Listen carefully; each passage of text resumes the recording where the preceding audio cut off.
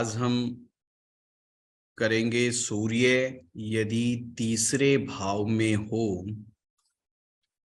तो उसका फलित किस प्रकार से किया जाता है। तीसरा जो भाव है उस भाव में जो हक बनता है, वो जो मकान की जमीन है वो बुध की जमीन है और उसका मालिकाना हक जो है वो मंगल के पास है। यानी कि दो ग्रह हैं, मंगल और बुध। तो ये मंगल और बुध दो ग्रह मिलकर के डिसाइड करते हैं कि यहां पर आने वाला ग्रह कैसे रिजल्ट देगा। बड़ा ही सिंपल है तीसरे भाव को समझना। तीसरा भाव पराक्रम का भाव माना जाता है और सूर्य जब भी तीसरे भाव में आएगा तो मंगल भी सूर्य का मित्र है और बुध ग्रह भी सूर्य का मित्र है। तो दोनों फ्रेंड है। तो सूर्य तीसरे में कैसा होगा? अच्छा होगा, बुरा होगा? अच्छा होगा। यानी कि सूर्य को यहां से किसी प्रकार की बाधा नहीं मिल रही है। पर ध्यान रहे, जो भी ग्रह तीसरे भाव में जाता है अगर उसका स्वभाव पापक है या क्रूर है, वो इंसान को पराक्रमी बहुत बना देता है। एडवेंचर से व्यक्ति नहीं डरता। इसके अलावा अगर वहां पर शुभ ग्रह या सॉफ्ट प्लेनेट कोई बैठा होगा तो वो पराक्रम को तो नहीं बढ़ाएगा पर भाग्य से संबंधित मामलों में बड़ा फायदा कर देता है। इसी प्रकार से सूर्य जो है एक ऐसा ग्रह बन जाता है यहाँ पर जो हमें एक प्रकार से हमें बाहुबली तो बना देता है इसका, यानी कि हिम्मती तो बना देता है। अपने दम पर पैसा कमाने वाला व्यक्तित्व तो बना देता है। आइए मैं आपको स्क्रीन पर लेकर के चलता हूं। देखिए, सूरज खाना नंबर 3 के बारे में लाल किताब क्या कहती है? दौलत का राजा, खुद कमा करके खाने वाला। अर्थात ऐसे आदमी का क्या गुण होगा कि वो इंसान खुद ही मेहनत करके कमाने वाला होगा। एक चीज मैं आप लोगों को बता देता हूं, जो भी लोग सामान्यता ये चाहते हैं कि उनका सूर्य अच्छा रहे, उन्हें अपना नेचर काफी हद तक एक राजा की तरह देने वाला बनना चाहिए। यानी कि लोगों को बांटे, लोगों को दे। उसके विपरीत मुफ्त के माल के ऊपर नजर नहीं रखना। आप 1 से लेकर के 12 तक सूर्य के रिजल्ट पढ़ेंगे तो नेट सेल जो निकल करके आता वो यही है कि हमें मुफ्त के माल की तरफ दिमाग नहीं लगाना। जो लोग मुफ्त के लेन देन के चक्कर में फंस जाते हैं वो सूर्य को मंदा असर कर बैठते हैं। तो यहाँ पर सूर्य के बारे में खुद कहा जा रहा है, दौलत का राजा, खुद कमा करके खाने वाला। हुआ धोखा, कुदरत न किस्मत का डर था, बजा बिगुल मंदा, चलन जब वो बद था। इसका मतलब समझो, सूर्य कब बद हो जाता है? बद का मतलब बुरा हो जाता है, या मंदा कब हो जाता है? इसको 2 ग्रहों से बहुत ज्यादा पीड़ा पहुंचती है। एक है राहु और एक है शनि। राहु का चाल चलन, जो भी व्यक्ति राहु का चाल चलन चलेगा और राहु का चाल चलन का मतलब ये होता है अनैतिक संबंध रखने वाला, राहु की चीजों को ज्यादा जीवन में लेकर के आने वाला। और शनि, शनि जो है से रिलेटेड खान पान, शनि का जो खान पान होता है वो बासी खाना, और राहु का जो खान पान होता है वो जंक फूड। जितना भी जंक फूड होता है वो सभी राहु के अंडर में आता है। उल्टे सीधे तरह के नशे वो राहु के अंडर में आते हैं। शराब का सेवन, नमक का खाना यानी नमक का ज्यादा सेवन, मिर्च मसाले ज्यादा खाना, और पुराना बासी भोजन। पुराना बासी भोजन का यहाँ तात्पर्य होता है जैसे ब्रेड रोटी है। अब ब्रेड जो है कितने दिन पहले बनी, कितने दिन पहले नहीं बनी, कोई कुछ कहा नहीं जा सकता, मतलब वो पुरानी रोटी है। ताजा बना करके ताजा खाना, ये जो है सूर्य को अच्छा बनाने का काम करता है। और सूर्य का काम है हमारे शरीर में पाचन शक्ति को बढ़ाना। ये सूर्य जितना अच्छा होगा उतना ही डाइजेस्टिव फायर हमारे शरीर में अच्छी होगी। तो इस चीज का हमेशा ध्यान रखें, चाहे सूर्य का आपकी कुंडली में किसी भी भाव में क्यों ना बैठा हुआ हो, अगर कोई व्यक्ति राहु वाला जीवन व्यतीत करेगा, अगर कोई व्यक्ति शनि की चीजों को ज्यादा अपने जीवन में लेकर के आएगा, तो सूर्य ऑटोमेटिक मंदा असर देने लग जाता है। आप सूर्य की नेगेटिव चीजों को और राहु की नेगेटिव चीजों को लाने की बात हो रही है, ये ध्यान रखना। ये नहीं कि आप राहु की पॉजिटिव चीजों को छोड़ दें या शनि की पॉजिटिव चीजों को छोड़ दें, ऐसा बिल्कुल भी नहीं है। जब आपको ये समझाया जा रहा हो कि आपने राहु या शनि की चीजों का जीवन में नहीं लेके आना, इसका मतलब उनकी नेगेटिव चीजों को जीवन में नहीं लेकर के आना, जब ही सूर्य मंदा होगा। नहीं तो राजा का काम ही है कि प्लानिंग बनाना, स्ट्रेटजी बनाना, अपने लोगों के लिए अच्छे अच्छे काम करना, जो कि राहु का गुण है। राहु प्लानिंग और स्ट्रेटजी का मास्टर ग्रह माना जाता है। तो इसलिए इस चीज को ध्यान रखना, बीच बीच में कभी भी आए इस चीज को क्लियरली समझ लेना है। शनि का जो भी जो ओवन के अंदर बने हुए खाने होते हैं, ये सब जो खाने होते हैं ये अच्छे नहीं माने जाते हैं, ये आपके सूर्य को कमजोर करते हैं। नॉनवेज का अधिक सेवन करना या सेवन करना, ये भी आपके सूर्य को मंदा बनाने का कार्य करते हैं। ये चीज का ध्यान रखें। परंतु कहां पर मंदा बनाने, ये हम सब सनातनी धर्म वाले मानने वाले लोगों के ऊपर अप्लाई होगा। पर जिस देश में मेन फूड ही जहां पर नॉनवेज है, वहां पर ये नियम लागू नहीं होगा। ये चीज ध्यान रखना। कई जगह ऐसा होता है जहां पर सी फूड सबसे ज्यादा खाया जाता है या मछलियां ही मुख्य भोजन है, वहां पर इस नियम को ज्यादा आप फॉलो ना कराएं, बशर्ते कि जब तक कि वो बहुत मंदा सूर्य ना हो। तो यहां पर क्या कहता है, बाप दादा ख्वाब गरीबी या पड़ोसी मर जाए, उम्र लेकिन पिछली अपनी, माया जर न कम रहे। ये कहने का मतलब है इसका कि जिस व्यक्ति का भी सूर्य तीसरे भाव में होता है, उसके बेशक बाप दादा कितनी भी गरीबी में क्यों ना रहे हों, परंतु वह व्यक्ति अपनी जीवन में गरीबी में नहीं रहता।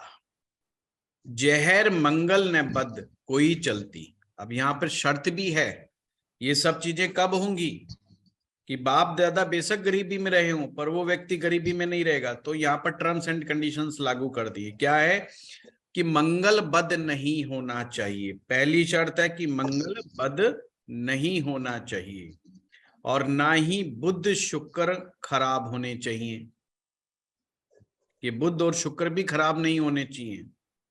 साथ में चंद्र ग्रह भी खराब नहीं होना चाहिए, शर्त है। तो आगे क्या कहता है, माया खड़े दिन चोरी लुटती, हुआ बुरा जब चंद्र हो। ये कह रहा है अगर चंद्रमा ऐसे केस में बुरा हो, मंदा हो, तो उसकी माया खड़े खड़े लुट जाती है। मंदा असर बुध तेवे पापी, यदि ऐसे में बुध ग्रह मंदा हो या पापी हो तो केतु ग्रह मामा के घर को कमजोर कर देता है, तो उनके मामा के हालात खराब हो जाते हैं। उम्र लंबी, औलाद हो अपनी, सोया सूरज ख्वा जागता, यानी कि सूरज सोया हुआ नहीं होना चाहिए। अगर सोया हुआ नहीं है मतलब जागता हुआ है। जागा हुआ कैसे देखेंगे? नवम भाव में भी कोई ग्रह होना चाहिए। अगर नवम भाव खाली हो जाता है तो फिर सूरज सो जाता है, और फिर सूरज कब जागेगा? जब उसकी 22 साल की उम्र हो जाएगी, या वो शुरू सबसे पहले किसी कामकाज को करने लगेगा, नौकरी करने लगेगा, तो सूरज जाग जाता है। अगर सूरज जागा हुआ है तो खुद की उम्र लंबी होती है, साथ में औलाद की उम्र भी लंबी होगी। जातक छोटे भाइयों वाला, तीर्थ प्रेमी और संपत्ति का मालिक होता है। प्लीज रिपीट करें। हेलो, रिपीट करें प्लीज, लास्ट लाइन। मैंने कहा जातक के जो छोटे भाई बहन होते हैं उनसे भी उसका प्यार अच्छा बना रहता है।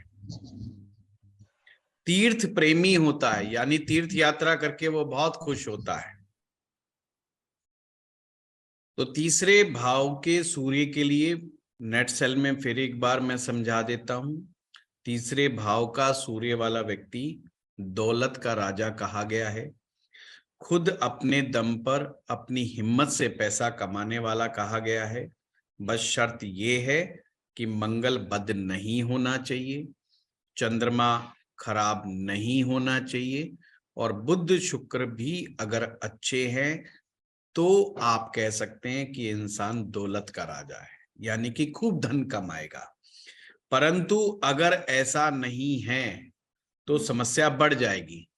अब क्या समस्या बढ़ेगी? जैसे कि चंद्रमा अगर कुंडली के अंदर खराब हो गया, चंद्रमा मद्दा हो गया, तो माँ की तकलीफें भी साथ में बढ़ जाएगी, माता को भी कष्ट होने लगेगा। एक तो वो दौलत के राजा वाली बात नहीं बनी, ऊपर से माँ की आयु के ऊपर भी या माँ की हेल्थ के ऊपर भी एक प्रश्न चिन्ह लग जाता है।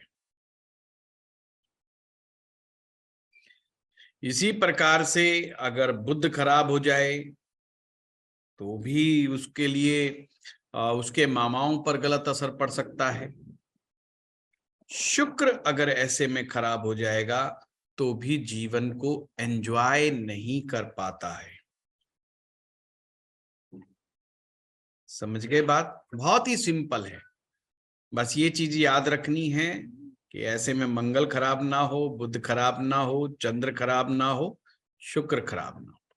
अगर ये खराब नहीं है तो ऑटोमेटिक सूर्य उम्दा माना जाएगा। और लाल किताब बड़ी अच्छा आपके सामने ऑप्शन रखती है। वो क्या ऑप्शन होता है कि हमें हर ग्रह के अच्छे होने के लक्षण बहुत साफ स्पष्ट होने चाहिए।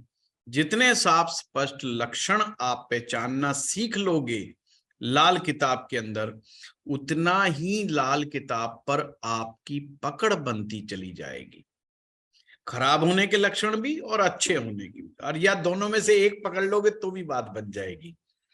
सूर्य जितना उम्दा होगा वो इंसान रुआबदार होगा, रोबदार होगा, उसमें राजा वाले गुण होंगे।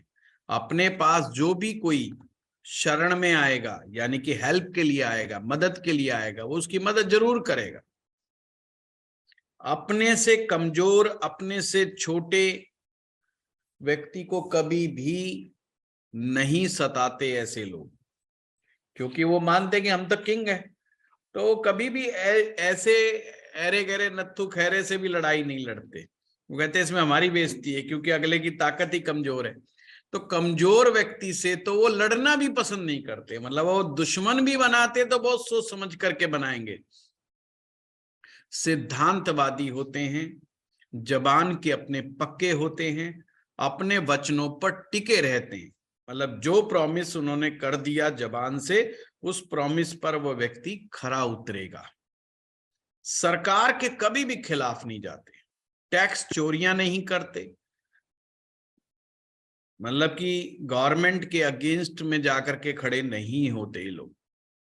डाइजेशन पावर अच्छी रहती है, मोटे नहीं होते, शरीर का जो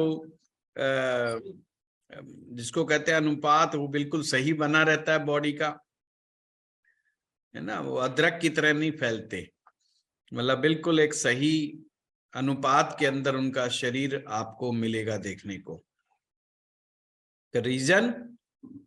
रीजन यही कि उनकी पॉजिटिव डाइजेशन पावर अच्छी होती है। जो सूर्य की जो अग्नि है वो उनके शरीर में अच्छे से काम करती है, तो भोजन जो भी खाते पीते पच जाता है। और जिसके शरीर में खाया पिया भोजन सही तरह से पच जाएगा उसको गुस्सा नहीं आएगा।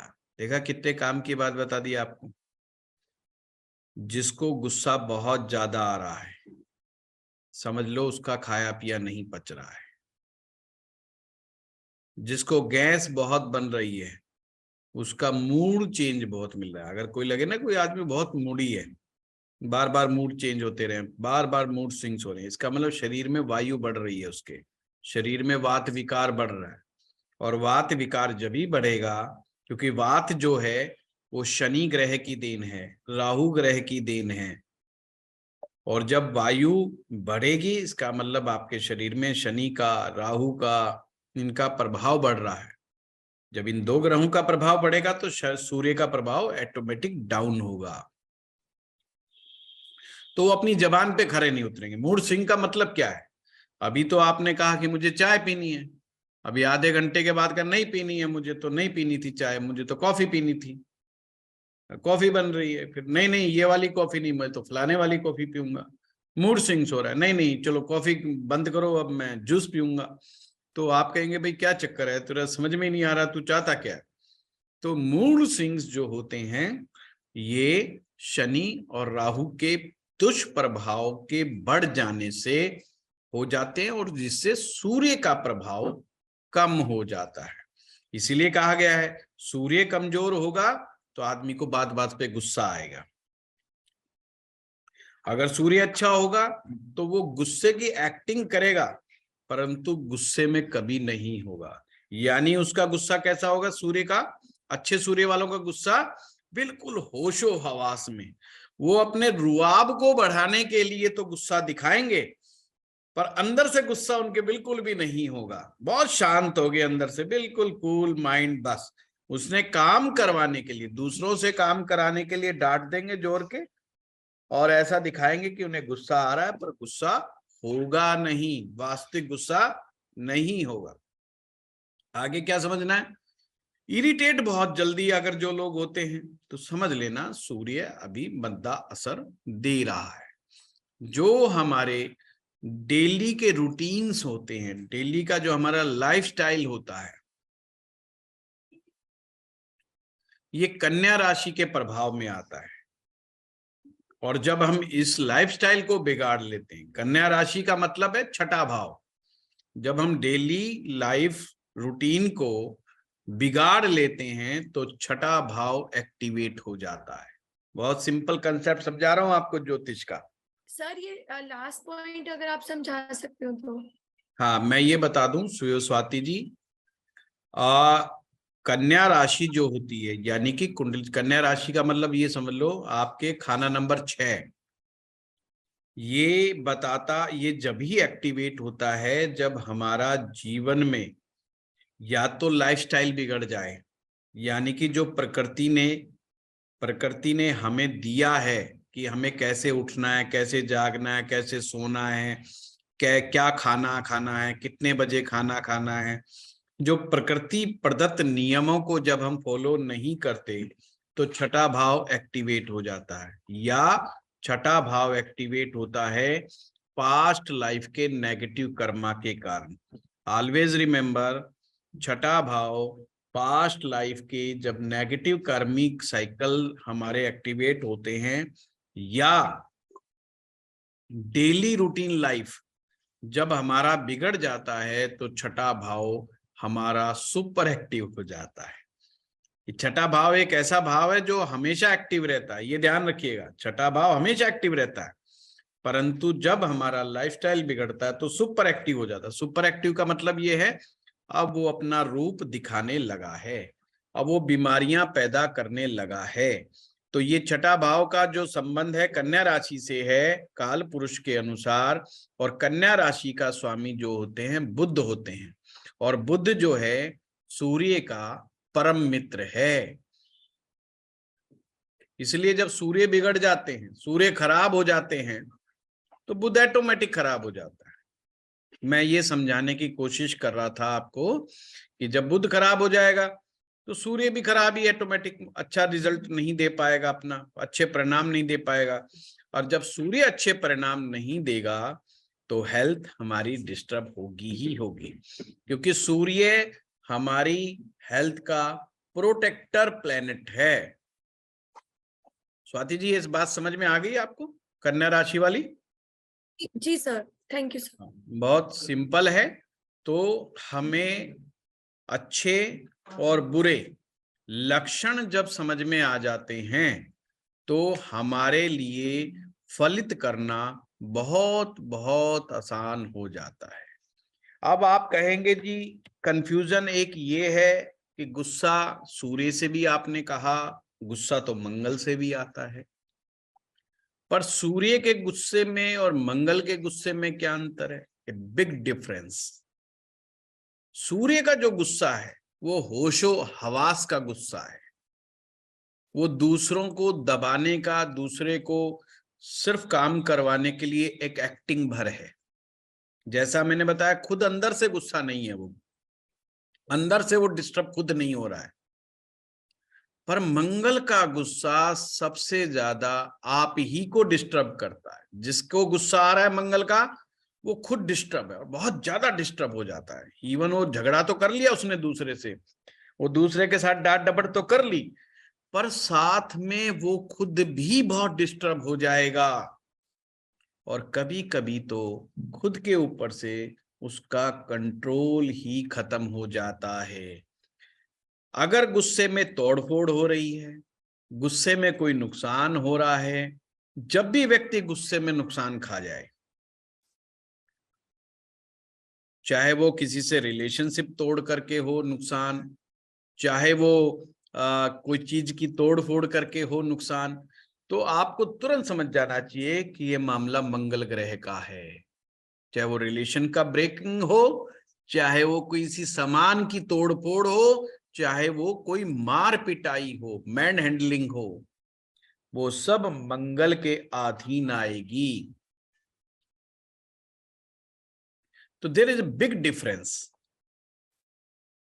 इस डिफरेंस को हमेशा याद रखेंगे तो दिक्कत नहीं आएगी। तो सामने वाला अगर आपको ये बात कहता है कि साहब हमें गुस्सा आता है, तो पता इसी तरीके से करना कि जब आपको गुस्सा आता है तो आप क्या करते हो, तो आपको एकदम क्लियर कट हो जाएगा कि ये गुस्सा सूर्य का है या मंगल का, मुझे सूर्य को उपाय कराना है या मंगल का।